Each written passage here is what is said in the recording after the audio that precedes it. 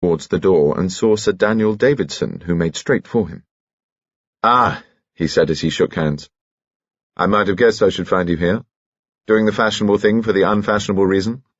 Music, my God, how many of these people will know what they're listening to, or even listen? Not 1 in 50.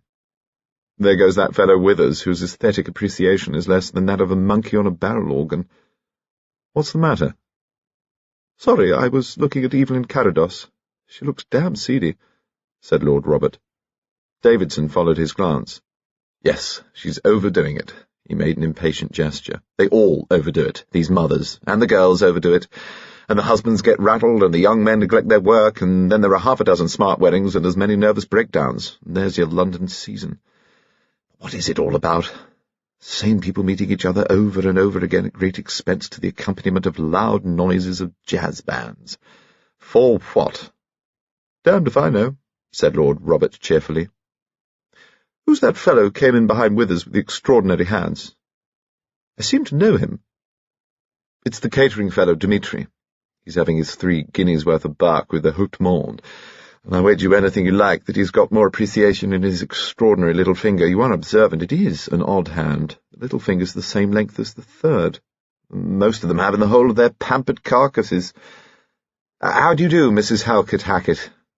She looked magnificent. Davidson, to Lord Robert's amusement, kissed her hand. "Have you come to worship?" he asked. "Why, certainly," she said, looking slantways at the blue sofa. Lord Robert moved aside, and she at once sat down, spreading her furs. "I must find my seat," said Davidson. Mrs. Halkett Hackett motioned Lord Robert to sit on her right. "If you don't mind," he said, "I'll stick to my chair. I like straight backs." He saw her glance nervously at his chair, which was a little behind the left arm of the sofa. Her bag was on her lap. She settled her furs so that they fell across it. Lord Robert noticed that Dimitri had sat down at the end of a row of seats close by. A flutter of polite clapping broke out, and the Sir Meone string quartet walked onto the dais. The concealed lights of the concert chamber were dimmed into darkness, and Lord Robert looked towards the left-hand arm of the blue sofa. He could make out the dim sheen of brocade and the thick depth of blackness that was Mrs. Halkett Hackett's furs. The shape of this blackness shifted. Something glinted. She stowed it away, thought Lord Robert. Nobody came near them until the lights went up for the interval, and then Lord Robert realized how very well the blackmailer had chosen, for the side door beyond the sofa was thrown open during the interval, and instead of going out into the lounge by the main entrance, many people passed behind the blue sofa and out by this side door. Mrs. Halkett Hackett suddenly got up and left by the side door.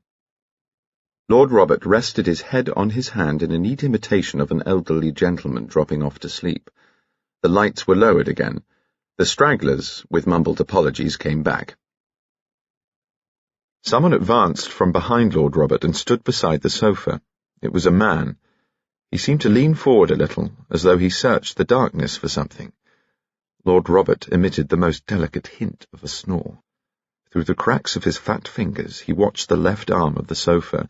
Into this small realm of twilight came the shape of a hand. It was a curiously thin hand, and he could clearly see that the little finger was as long as the third. The hand slid over into the darkness, and when it came back it held Mrs. Halkett Hackett's bag.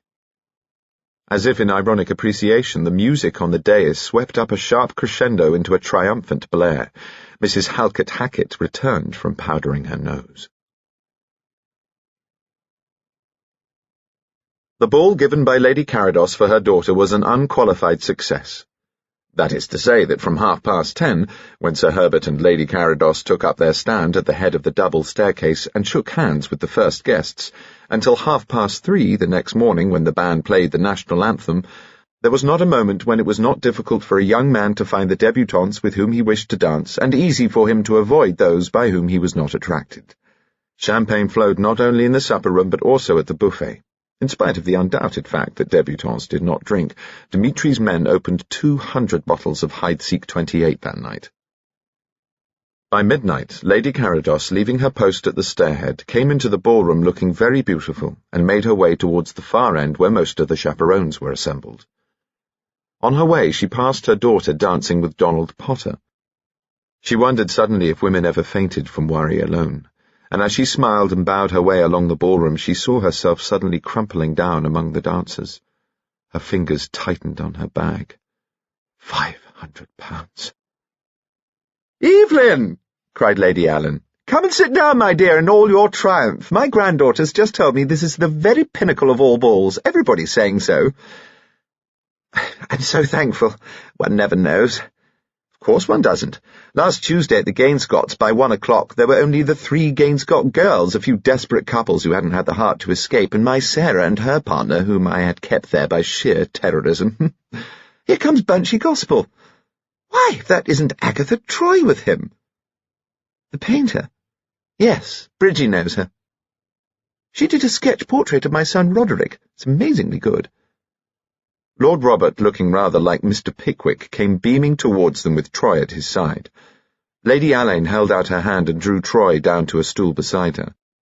Troy was the very wife she would have chosen for her son, and so she believed the wife that he would have chosen for himself, if it hadn't been for that wretched case, she thought. And she said, "I'm so pleased to see you, my dear. I hear the exhibition is the greatest success." Lord Robert began to talk excitedly to Lady Carados. "Gorgeous!" he cried, pitching his voice very high in order to top the band, which had suddenly begun to make a terrific din. "Haven't enjoyed anything. Ages. Superb. Supper!" he squeaked. "Do say you will. In half an hour or so, will you?"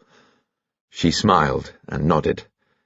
He sat down between Lady Carados and Lady Allen and gave them each a little pat. His hand alighted on Lady Carados's bag. She moved it quickly. He was beaming out into the ballroom and seemed lost in a mild ecstasy. General and Mrs. Halkett Hackett sat down between Lady Allen and Sir Daniel Davidson and his partner, Lady Lorimer. Lucy, Dowager Marchioness of Lorimer, was a woman of 80, enormously rich and not a little eccentric. Lord Robert turned and made 2 bobs in their direction. "There's Davidson," he said delightedly, "and Lucy Lorimer. How are you, Lucy?" "What?" shouted Lucy Lorimer. "How are you?" "Busy. I thought you were in Australia." "Why?" "What?" "Why?" "Don't interrupt," shouted Lucy Lorimer. "I'm talking." "Never been there," said Lord Robert. The woman's mad. Sir Herbert Carados arrived with the plain protégé of the Halkett Hacketts. "A casualty," he said archly.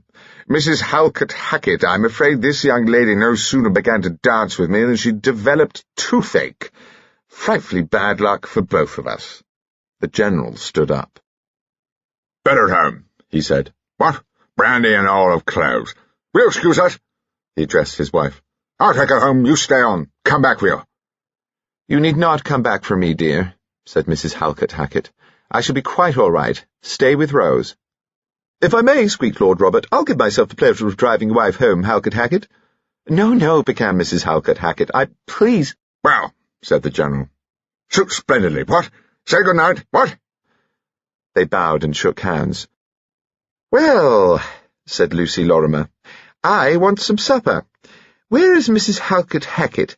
I suppose I must congratulate her on her ball, though I must say I always think it's the greatest mistake—" Sir Daniel Davidson hurriedly shouted her down. "Let me take you down and give you some supper," he suggested loudly, with an agonized glance at Mrs. Halkett Hackett and Lady Carados. He carried Lucy Lorimer away. "Poor Lucy," said Lady Allen. "She never has the remotest idea where she is. I wish, Evelyn, that he hadn't stopped her. What fault do you suppose she was about to find in your hospitality?" "Let's follow them, Evelyn," said Lord Robert, "and no doubt we shall find out. Troy, my dear, there's a young man making for you. May we dance again?" "Yes, of course, Bunchy dear," said Troy, and went off with her partner. Lady Carados said she would meet Lord Robert in the supper-room in 10 minutes. She left them, threading her way down the ballroom, her fingers clutching her bag. Lord Robert asked Mrs. Halkett Hackett if she could take a turn with him once round the ballroom. She excused herself, making rather an awkward business of it. "I fancy I said that I would keep this one for— Oh, yes, here he comes right now." Captain Withers had come from the farther side of the ballroom. Mrs. Halkett Hackett hurriedly got up and went to meet him. Without a word, he placed his arm round her. and they moved off together. "Where's Rory?" Lord Robert asked Lady Elaine. "I expected to find him here tonight." "Working at the yard. He's going north early tomorrow. Bunchy, that was your Captain Withers, wasn't it, the man we saw at the Halkett Hackett's cocktail party?" "Yes." "She having an affair with him? They've got that sort of look." Lord Robert pursed his lips and contemplated his hands. "It's not malicious curiosity," said Lady Elaine. "I'm worried about those women, especially Evelyn." "You don't suggest Evelyn—" "Of course not, but they've both got the same haunted look. Evelyn's at the end of her tether, Bunchy." "I'll get hold of her, take her into the supper-room." "Do. Go after her now, like a dear man. There comes my Sarah." Lord Robert went into the lounge, which opened off the ballroom, saw that Evelyn Carados was not there, and made for the staircase. The stairs were covered with couples sitting out. He picked his way down and passed his nephew Donald, who looked at him as if they were strangers. "No good trying to break that down," thought Lord Robert. "Not here." In the lower hall he found Bridget O'Brien, with a neat, competent-looking young woman whose face he dimly remembered. "Now, Miss Harris," Bridgie was saying, "are you sure you're getting on all right? Have you had supper?" "Well, thank you so much, Miss O'Brien, but it doesn't matter." Of course, it was Evelyn's secretary. Nice of Evelyn to ask her. "Hello, my dear. What a grand ball. Has your mother come this way?" "She's in the supper-room," said Bridget without looking at him, and he realized that, of course, she had heard Donald's side of their quarrel. He said, "Thank you, Bridget. I'll find her." He saw Miss Harris was looking a little like a lost child, so he said, "Wonder if you'd be very nice and give me a dance later on, would you?" Miss Harris turned scarlet and said she would be very pleased, thank you. He found Lady Carados in the supper-room. He took her to a corner table, made her drink champagne, and tried to persuade her to eat. He looked round and saw that the supper-room was inhabited by only a few chaperones and their partners. Poor Davidson was still in Lucy Lorimer's toils. Withers and Mrs. Halkett Hackett were tucked away in a corner. Then Bridget came in. She was carrying her mother's bag. Everything seemed to happen at the same moment. Bridget calling gaily, "Really, Donna, darling, you're hopeless. There was your bag, simply preggy with banknotes, lying on the writing table in the green boudoir, and I bet you didn't know where you'd left it." Then Bridget seeing her mother's face and crying out, "Darling, what's the matter?" Lord Robert himself getting up and interposing his bulk between Lady Carados and the other tables, Lady Carados half laughing, half crying, and reaching out frantically for the bag, himself saying, "Run away, Bridget, I'll look after your mother," and Lady Carados in a whisper, "I'm all right. Run upstairs, darling, and get my smelling salts." The next thing that happened was Sir Daniel Davidson, who stood over Evelyn Carados like an elegant dragon. "Lord Robert, see if you can open that window." Lord Robert succeeded in opening the window. He caught sight of street lamps blurred by impalpable mist. Davidson held Lady Carados's wrist in his long fingers and looked at her with a sort of compassionate exasperation. "You ought to lie down. You'll faint and make an exhibition of yourself. Will you go up to your room for half an hour?" "I haven't got a room. It's not my house." "Of course it's not. The cloakroom, then." Yes, I'll do that." "Sir Daniel!" shouted Lucy Lorimer. "For heaven's sake, go back to her," implored Lady Carados, "or she'll be here." He made a grimace and returned to Lucy Lorimer. Lady Carados stood up, holding her bag. "Come on," said Lord Robert. "Nobody's paying any attention." He took her elbow and they went out into the hall. It was deserted. Two men stood just in the entrance to the cloakroom, Captain Withers and Donald Potter. Donald glanced round, saw his uncle, and at once began to move upstairs. Withers followed him. Dmitri came out of the buffet and also went upstairs. "Bunchy," whispered Lady Carados, "you must do as I ask you. Leave me for 3 minutes. I know what's up, my dear. Don't do it. Don't leave your bag. Face it and let him go to the devil." She looked wildly at him. "You know?" "Yes, and I'll help. I know who it is. There's a man at the yard. Whatever it is, but you don't know what it's about. Let me go. I've got to do it. Just this once more." She pulled her arm away and he watched her cross the hall and slowly climb the stairs.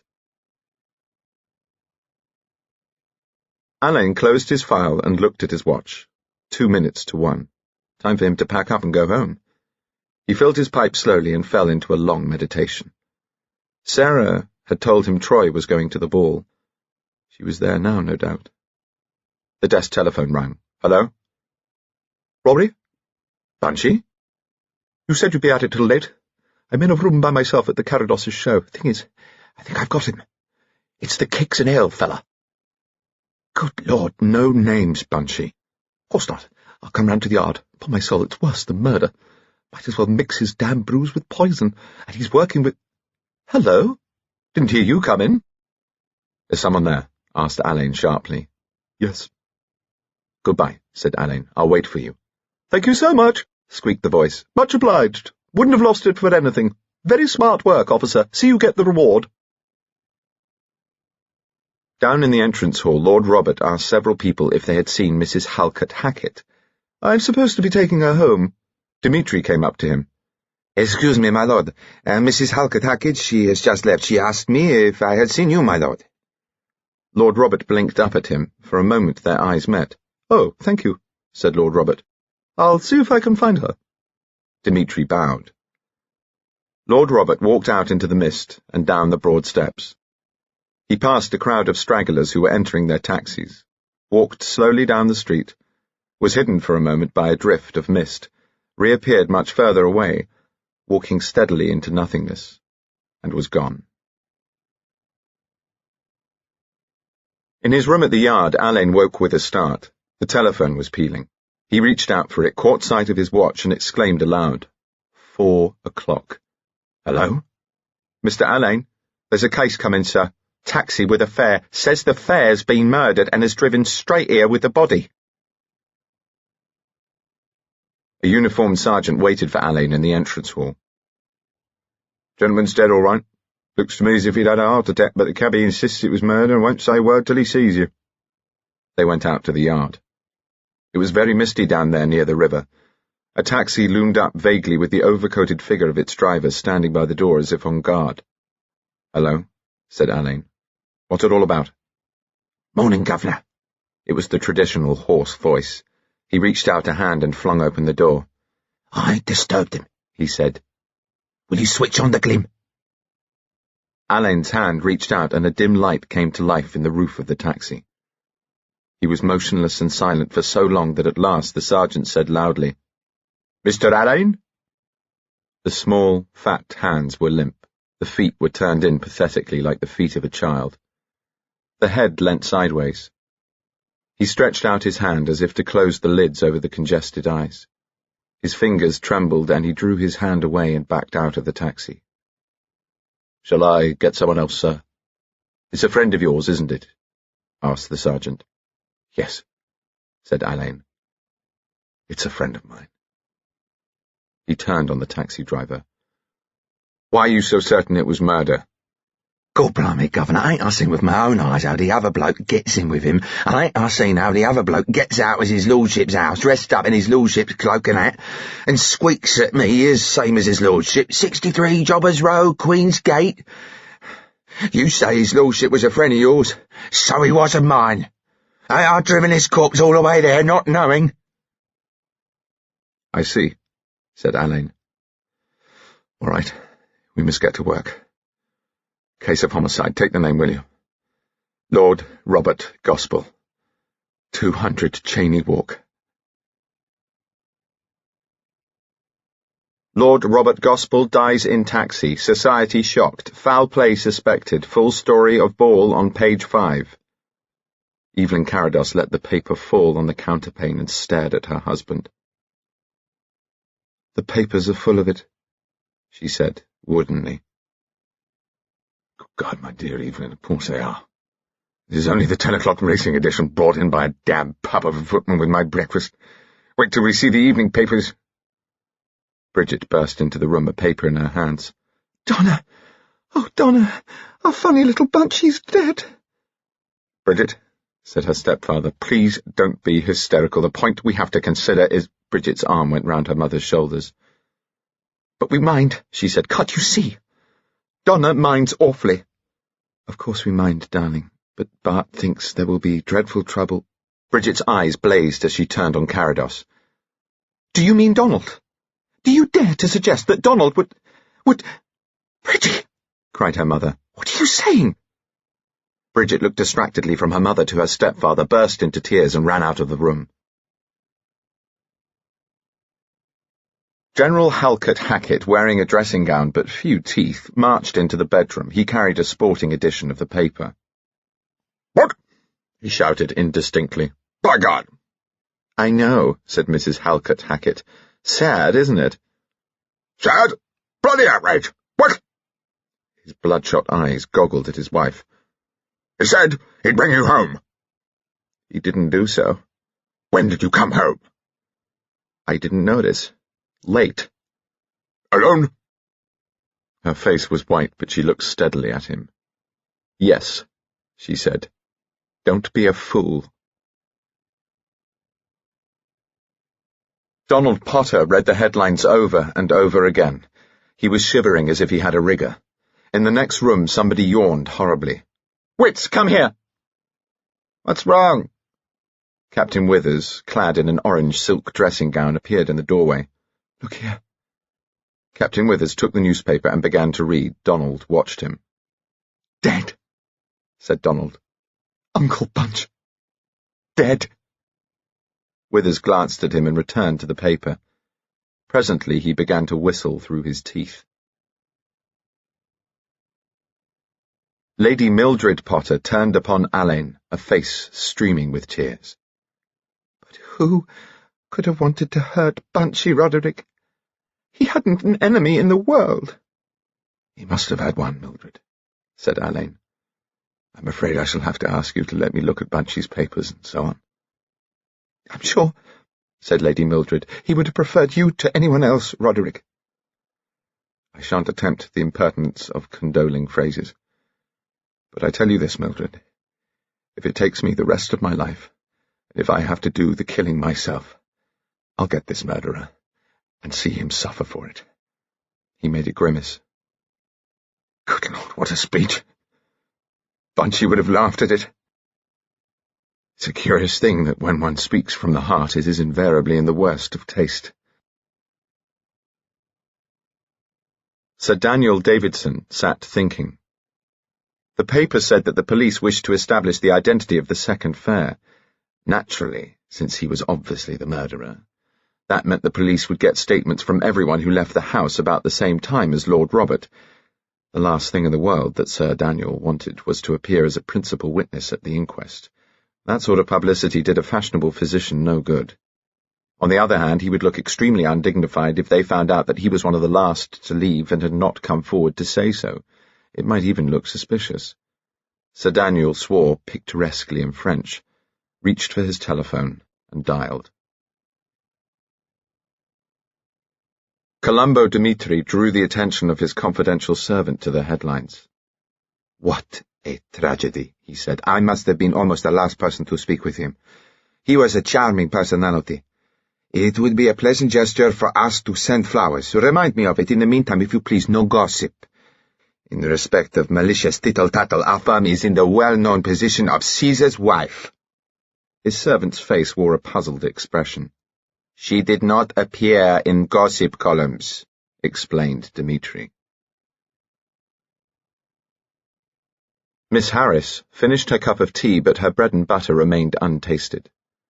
When Lady Carados asked Miss Harris if she would like to come to the ball, she had never for a moment expected to dance at it. She had expected to spend a gratifying but lonely night watching the fruits of her own labours. Her expectations had been realised, until the moment when Lord Robert asked her to dance, and from then onwards Miss Harris had known a sort of respectable rapture. How charming he had been, making her laugh a great deal, and feel like a human young woman of 30, and not a dependent young lady of no age at all. And now here he was, murdered. Miss Harris was so upset that she could not eat her breakfast. Alain sat at Lord Robert's desk and telephoned to Marston House. He was answered by one of his own men. "Is Mr. Fox there, Bailey?" "Yes, sir, he's upstairs. I'll just tell him." Alain waited. Before him on the desk was a small fat notebook, and upon the opened page he read again in Lord Robert's finicky writing the notes he had made on his case. Fox's voice came through. "Hello, sir." "Hello, Fox. Have you seen the room where he telephoned to me?" "Yes, it's a room on the top landing. One of Dimitri's waiters saw him go in. The room hasn't been touched." "Is Dimitri there?" "No."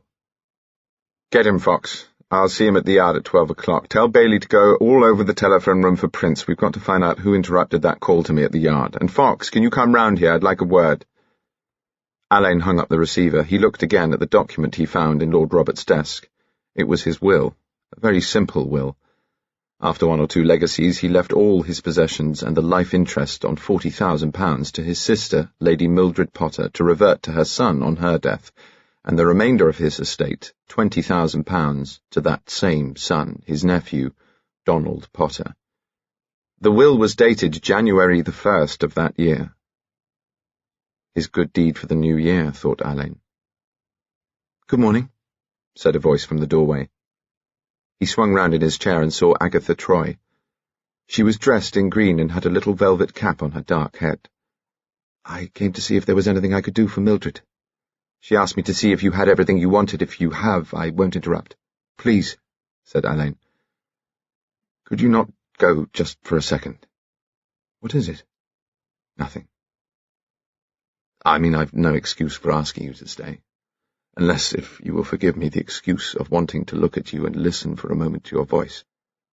He held up his hand. "No more than that. You liked Bunchy, and so did I." "A few hours ago," said Troy, "I was dancing with him." "Few hours ago." He repeated her words slowly. "At 3:30 this morning. A taxi stopped outside this gate, and a quaint figure in a cloak and wide-brimmed hat got out. This figure waved a gloved hand and called to the driver in a shrill voice, 63 Jobbers Row, Queen's Gate, and then— What? Did the figure run like a grotesque with flapping cloak towards the river to be swallowed up in vapour? Or did it walk off sedately into Chelsea? And where are Bunchy's cloak and hat, Troy? Where are they? Can I allow myself a few minutes to unload my mind, if you will let me? I've done that before once, haven't I?" "Yes," murmured Troy. "Once. There's nobody in the world who can listen as you can." "Well, the taxi driver brought Bunchy to the yard at 4 this morning, saying he was murdered. He picked Bunchy up at 3:30, some 200 yards from the doors of Marsden House. As the taximan drove towards Bunchy, he saw another figure in an overcoat and top hat loom through the mist and stand beside him. They appeared to speak together. The 2 men got into the taxi. The cabby never had a clear view of the second man. Before the door was slammed, the cabby heard Bunchy say, 'You can take him on.' The cabby drove to Cheney Walk. He stopped here at Bunchy's gate, and in a few moments Lord Robert, as he supposed him to be, got out and slammed the door. A voice squeaked through a muffler, 63 Jobbers Row, Queen's Gate, and the cabby drove away. He arrived at Jobbers Row 10 minutes later, waited for his fare to get out, and at last got out himself and opened the door. He found Bunchy." Alain looked gravely at Troy's white face. She said, "What had been done to Bunchy?" "We think he was struck on the temple, stunned and then suffocated," said Alain. "We shall know more when the doctors have finished. He was struck with something that had an edge, about as sharp as the back of a thick knife blade." "Did he suffer?" "Hardly at all. He wouldn't have known what happened." "His heart was weak," said Troy suddenly. "Mildred told me the other day. She tried to persuade him to see a specialist." "I wonder," said Alain, "if that made it easier for both of them. Has Donald come in?" "Not yet." "Did you see him at the dance?" "Yes, he danced a lot with Bridgie O'Brien." "Did he stay until the end, do you know?" "I didn't stay till the end myself. Mildred and I left at 1:30. "Did you see much of Bunchy, please?" Troy sat on the edge of the desk and pulled off her cap. The sun came through the window and dappled her short dark hair with blue lights. Alain wondered if he would ever recover from the love of her. "There was nothing when we danced except Yes, we collided once with another couple. Mrs. Halkett Hackett was dancing with a tall, coarse-looking man. Bunchy apologised before he saw who they were. Then we swung round and he saw them. I felt his hand tighten suddenly, and I looked over his shoulder at them. The man's face